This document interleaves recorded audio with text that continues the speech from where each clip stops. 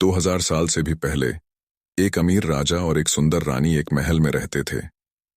उनके महल के पीछे बर्फ से ढके हिमालय के पहाड़ थे। वहां की पिघलने वाली बर्फ नीचे के मैदानी इलाकों में ताजा पानी भेजती थी। मीठे आम के पेड़ों के जंगल रंग बिरंगे पक्षियों के गीतों से भरे थे। वहां के खेत धान से लदे थे, इसलिए राजा के सभी लोगों के पास पर्याप्त भोजन था। राजा और रानी के पास दुनिया में एक बच्चे को छोड़कर बाकी सब कच्छ था। अपने सभी आशीर्वादों के साथ भी वे खुश नहीं थे, क्योंकि उनकी एक बच्चे की बड़ी प्रबल इच्छा थी। एक रात रानी को एक विचित्र स्वप्न आया। बर्फ की तरह एक सफेद हाथी, जिसकी सोने जैसी आंखें और चांदी के चमकने वाले दांत थे, एक ऊंचे पहाड़ से नीचे आया। उसकी सूंड में एक कमल का फूल था और वो जोर से चिंघाड़ता हुआ रानी की ओर दौड़ा। रानी डर गई, लेकिन सुंदर हाथी अचानक से रुका और उसने रानी को कोई नुकसान नहीं पहुंचाया। जब वो सुबह उठी तो रानी ने सपने का अर्थ समझने के लिए राज्य के सबसे बूढ़े और समझदार साधु को पहाड़ में उसकी गुफा से बुलवाया। रानी को यकीन था कि उसका सपना बहुत महत्वपूर्ण था। साधु ने सपने का मतलब समझाते हुए कहा कि रानी को जल्द ही एक बेटा होगा जो एक महान लीडर बनेगा। यह सुनकर राजा और रानी बहुत खुश हुए। जब बच्चे के जन्म का समय निकट आया तो प्रथा अनुसार रानी महल छोड़कर अपनी माता पिता के घर चली गई। लेकिन अभी वो ज्यादा दूर नहीं गई थीं। जब रानी और उनकी दासियों फूलों के पेड़ों से भरे जंगल से गुजर रही थीं, तभी छोटे राजकुमार का जन्म हुआ। उसके बाल रात की तरह काले और चमकदार थे और उसकी त्वचा सुबह के सूरज की तरह गहरे सोने जैसी चमक रही थी। जैसे ही वो पैदा हुआ, हाथियों का एक जोड़ा आया और उन्होंने बच्चे को अपनी सुंड से गमाए, फिर ठंडे पानी से नहलाया, वृक्षों से सुगंधित पुष्प गिराकर उसे ढक दिया। छोटे बच्चे का रोना उतना ही मधुर था जितना कि उसके चारों ओर गाते हुए पक्षी का कलरव था। उसका नाम सिद्धार्थ गौतम था। हालांकि राजा को अपने छोटे बेटे को देखकर बहुत खुशी हुई, लेकिन उन्हें बहुत दुख भी हुआ, क्योंकि बच्चे की मां का केवल 7 दिनों बाद ही देहांत हो गया। राजा की बहन और कई दाइयों ने नवजात राजकुमार की देखभाल की। राजा ने अपने राज्य के बुद्धिमान ब्राह्मणी को बच्चे का भाग्य को बताने के लिए बुलाया। जब उनमें से सबसे बुद्धिमान व्यक्ति ने बच्चे की जांच की, तो उसने उसके छोटे पैरों के तलवों पर छोटे छोटे चक्रों का एक पैटर्न देखा। ये जीवन के चक्र का प्रतिनिधित्व करते हैं, जिससे हम में से कोई भी बच नहीं सकता। ब्राह्मण ने कहा, इन चक्रों का मतलब है कि आपके बेटा महान भाग्य लेकर आएगा।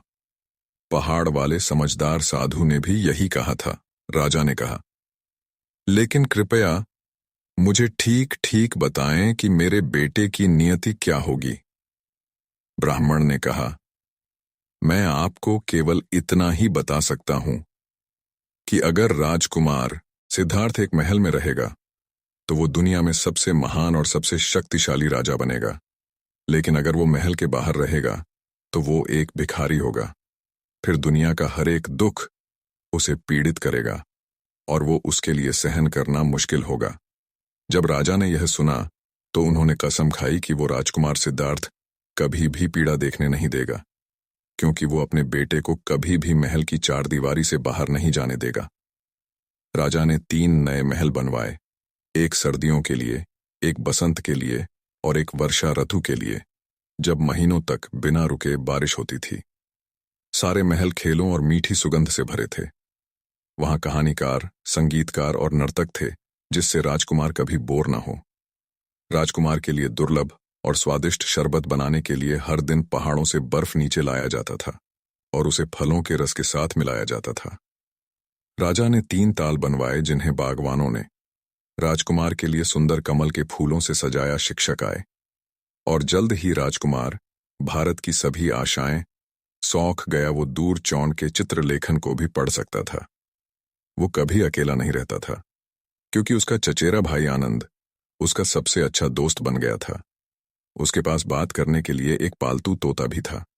एक नौकर हमेशा उनके साथ एक बड़ी सफेद छतरी लेकर चलता था, ताकि राजकुमार सिद्धार्थ को कभी भी तेज धूप या ठंडी बारिश या सूखी धूल से पीड़ित न होना पड़े और उसे छींक न आए। कोई भी व्यक्ति या प्राणी जो बूढ़ा, बीमार या किसी भी तरह से पीड़ित था, वो महल की चारदीवारी के भीतर नहीं रह सकता था। जब राजकुमार सो रहा होता था, तब बागवान पूरी रात काम करते और वो मुरझाए हुए फूल और पत्ते हटाते, टिड्डे और अन्य कीड़ों को उठाते जो अपने गीत गाकर भर गए थे, या घोंसले से गिरे पक्षियों के टूटे अंडों को उठा ले जिससे राजकुमार उन्हें न देख सके। राजकुमार सिद्धार्थ के पिता ने उन्हें एक घोड़ा और रथ दिया और साथ में चन्ना नाम के एक अच्छे व्यक्ति को उनका सारथी नियुक्त किया।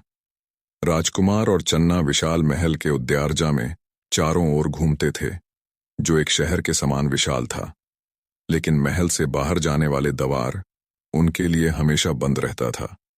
राजकुमार ने अपने पिता से उसे बाहर जाने देने की विनती की। अंत में राजा को हाँ कहना पड़ा, क्योंकि उन्होंने बाहर एक शानदार पार्क बनवाया था जिसमें दुनिया के तमाम अजूबे भरे हुए थे। पर पार्क पहुंचने के लिए राजकुमार सिद्धार्थ को शहर से होकर गुजरना पड़ता था। राजा अत्यंत सावधान था। उसने शहर के सभी घरों को चमकीले रंग से रंगवाया था। मरे पौधों को स्वस्थ पौधों से बदला गया था। नगर के सभी लोगों को नए कपड़े और खाने के लिए पर्याप्त भोजन दिया गया था। राजा ने उन्हें अपने सभी बड़े और बीमार लोगों को अंदर छुपाने का आदेश दिया था। जब राजकुमार सिद्धार्थ सड़क से गुजरे तो सभी युवा, स्वस्थ, अच्छे दिखने वाले लोगों और उनके बच्चों को मुस्कुराना और खुश होना अनिवार्य था। लेकिन सड़क पर राजकुमार ने अचानक एक आदमी को झुकी हुई रॉड और बंत के साथ चलते देखा। उसके सफेद एकदम बाल थे। उस आदमी के बाल इतने कम और अजीब रंग के क्यों हैं? वो सीधा और लंबा क्यों नहीं खड़ा हो पा रहा है? राजकुमार ने चन्ना से पूछा। वो आदमी बहुत बूढ़ा और लंगड़ा है, सारथी ने उत्तर दिया। हम सब लोग एक दिन वैसे ही होंगे। राजकुमार सिद्धार्थ ने बूढ़े आदमी के सफेद चालों और मुड़ी हुई रीढ़ को बड़ी इरावनी आंखों से देखा। क्या लेनम भी किसी दिन ऐसे ही बड़े हो जाओगे? क्या मेरा भी वही हाल होगा? और मेरे पिता का, क्या आनंद का भी? उसने चन्ना से पूछा।